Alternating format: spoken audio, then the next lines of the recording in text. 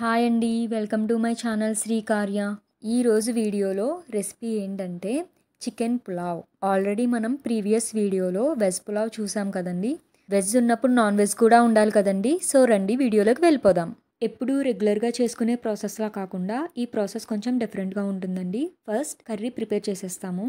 దానికోసం already marinate చేసి పెట్టుకున్న చికెన్ ప్లస్ 1 ఆనియన్ 2-3 చిల్లీస్ వేసుకొని కర్రీలా ప్రిపేర్ చేసుకోవాలి.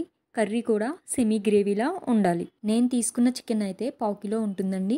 ఇంకా వాటర్ వేసేసాం కదండి, కాసేపు రెస్ట్ ఇచ్చేస్తే మనకు కావాల్సిన గ్రేవీ అనేది రెడీ అయిపోతుంది. ఈ ప్రాసెస్ అయిన తర్వాత పులావ్ ప్రాసెస్ని స్టార్ట్ చేసేద్దాం. ఈ లోపు మనం రైస్ తీసేసుకొని దాన్ని నానబెట్టేసుకుందాం. నార్మల్ రైసే తీసుకున్నానండి. 1/2 కిలోకి తక్కువ, 1/2 కిలోకి ఎక్కువ తీసుకున్నాను.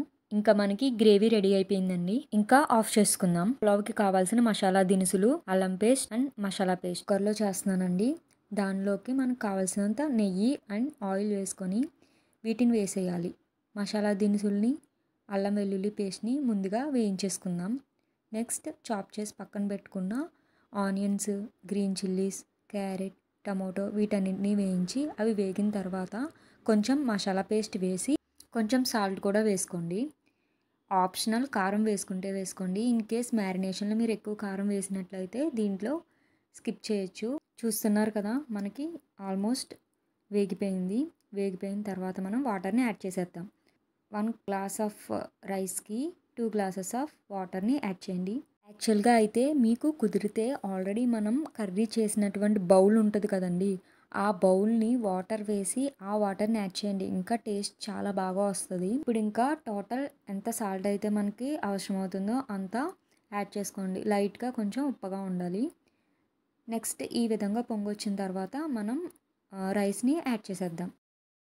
ఇది స్టార్ట్ అవుతుంది కదండి ఉడకడం. ఇప్పుడు మనం ఇంకా క్లోజ్ చేసేద్దాం లిడ్తో.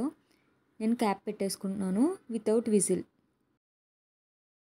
ఎందుకంటే మళ్ళీ మనము చికెన్ని యాడ్ చేయాలి కదండి, సో ఓపెన్ చేయాల్సి వస్తుంది. అందుకని ఇప్పుడు ఈ విధంగా వచ్చిన తర్వాత మనము ముందుగా రెడీగా పెట్టుకున్న చికెన్ని ఇందులో యాడ్ చేసుకొని ఒకసారి కలుపుకొని మళ్ళీ లిడ్ క్లోజ్ చేసేయండి. ఇప్పటివరకు హైలో ఉంది కదండి ఫ్లేమ్, దానిని తగ్గించుకోండి. మరీ సిమ్ కాకుండా హై కాకుండా మీడియంలో పెట్టుకుంటే మనకి ఆవిరి అనేది ఫాస్ట్గా బయటికి వెళ్ళిపోతూ ఉంటుంది. కొంతసేపు అయ్యేటప్పటికి 5 మినిట్స్ అలా అయ్యేటప్పటికి ఆ స్టీమ్ అంతా బయటికి వెళ్ళిపోయి స్లోగా వస్తూ ఉంటుంది. ఆ టైంలో సిమ్ చేసుకొని కాసేపు ఆగి చూస్తే మనకి పులావ్ అనేది ఈ విధంగా రెడీ అవుతుంది. ఇంకా లేట్ చేయకుండా ప్లేట్లోకి సర్వ్ చేసుకొని ఎంజాయ్ చేయండి. మీకు కనుక ఈ వీడియో నచ్చినట్లయితే please like, share and comment.